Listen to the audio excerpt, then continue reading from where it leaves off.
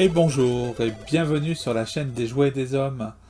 Aujourd'hui, pour continuer cette série de figurines Disney+, dans la collection Marvel Legends, nous allons regarder She-Hulk. She-Hulk est l'alter ego de Jennifer Walters. Ce personnage de comics a été créé par Stan Lee et John Buscema. Elle apparaît pour la première fois en 1980 dans le comic book intitulé The Savage She-Hulk Volume 1. Jennifer Walter est une avocate qui, suite à un accident, reçoit une transfusion de sang de son cousin Bruce Banner, lui transférant ainsi la persona de Hulk. À la différence de Hulk, elle est capable de garder et de gérer sa personnalité sous contrôle. Au cours de ses aventures, elle va successivement intégrer les Avengers, les 4 Fantastiques et puis Shield. Jennifer Walters a fait sa première apparition dans une série télé Disney+, She-Hulk, Attorney Outlaw, ou alors Avocate. Elle est interprétée par la brillante Tatiana Maslany, très connue pour sa série Orphan Black. Dans la série, la création de She-Hulk est légèrement différente puisqu'elle ne reçoit pas de transfusion sanguine, mais elle reçoit dans une de ses blessures du sang de son cousin suite à un accident de la route.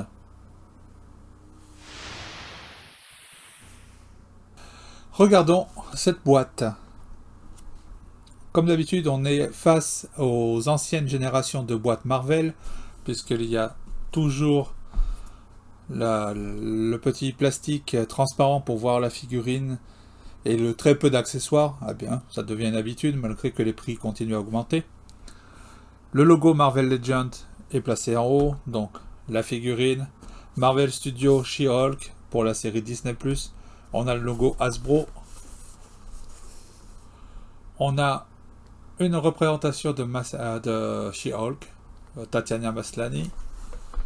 Une autre représentation, une bio en plusieurs langues, autre Ultron Infini avec les figurines contenues dans la série complète, des mentions légales, attention de ne pas s'étouffer, mention légale Marvel Hasbro. En dessous, on va retrouver le code barre et d'autres mentions légales. Et au-dessus, donc, le logo She-Hulk, tout en vert. Ouvrons la boîte.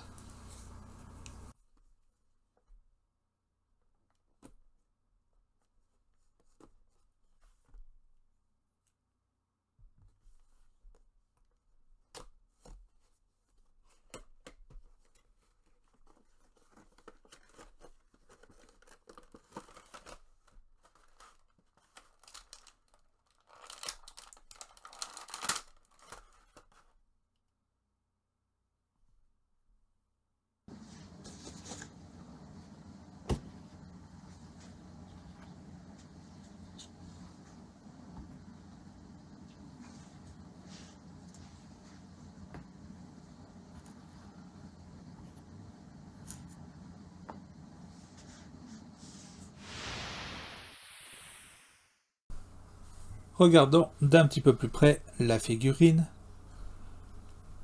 C'est une figurine pas mal détaillée. On reconnaît sans problème le visage de Tatiana Maslany en version Hulk. C'est une belle sculpture, bien plus réussie que la plupart de certains personnages. On a une belle chevelure longue avec des effets, des reflets verts. C'est plutôt réussi. Ça marche très très bien. Donc, She-Hulk est dans son costume de super-héros avec pas mal de détails, surtout quand on regarde bien sur la texture en fait qu'on va avoir de certains éléments. Donc on a une texture striée sur le ventre.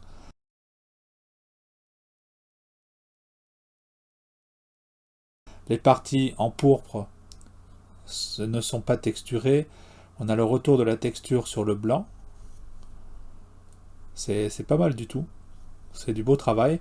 Ça aurait mérité un petit peu de shading sur la peau pour faire ressortir les muscles, ce genre de choses-là, bien qu'on les voit sans problème sur la sculpture, mais ça aurait vraiment apporté quelque chose de faire des petites ombres en fait, notamment ici, là.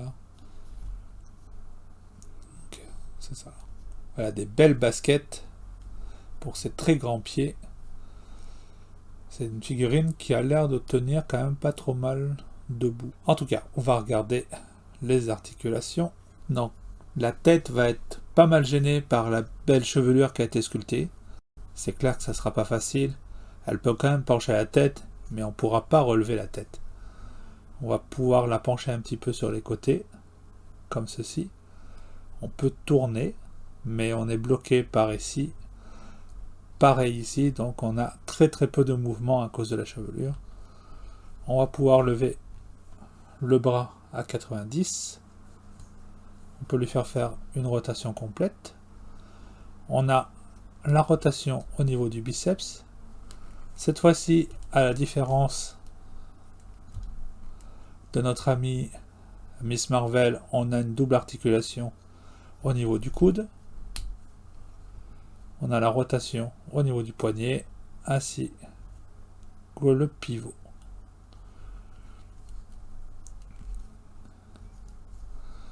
On a l'articulation boule qui permet la rotation, mais on n'a pas beaucoup de mouvement pour se pencher en avant, mais plus pour aller en arrière. C'est assez bizarre. Donc on peut se pencher quand même pas mal en arrière. Au niveau de la flexibilité, She-Hulk peut faire presque un grand écart. On a la rotation au niveau de la cuisse qui est très bien pensée parce qu'elle est coupée juste en dessous de sa tenue. On va pouvoir mettre le pied en avant. En arrière, pas tout à fait parce qu'on est gêné par le fessier. On a la double articulation du genou qui est un petit peu entravée par le galbe du mollet. La cheville peut aller en arrière, en avant, sur les côtés, sans aucun problème. Le changement de main, comme d'habitude, se fait sans souci. Et on peut lui mettre un point pour menacer les gens.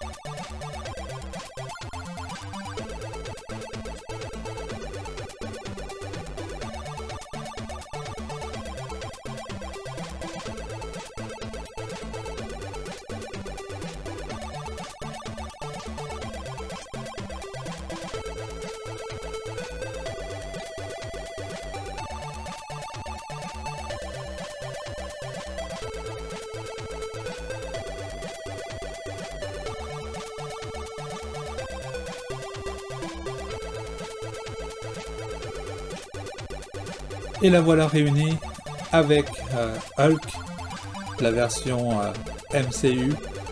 C'est clair qu'elle est vraiment plus petite à côté, mais c'est quand même une belle figurine. J'apprécie vraiment le travail qui a été fait dessus. Elle ressemble vraiment à l'actrice. Et puis c'est une belle grande figurine, bien musclée, bien colorée, avec une peau un peu plus fluo que le Hulk qu'on connaît habituellement. On peut voir à côté Miss Marvel qui a l'air toute petite, donc c'est une belle addition sur la bibliothèque que sera cette figurine. En attendant, si vous avez aimé la vidéo, n'hésitez pas à lâcher un petit pouce en l'air, à nous laisser un commentaire, abonnez-vous à la chaîne, partagez les vidéos, ça aide concrètement à avoir de nouveaux auditeurs. Et on se retrouve très bientôt pour une prochaine vidéo sur la chaîne des jouets des hommes. Bye bye.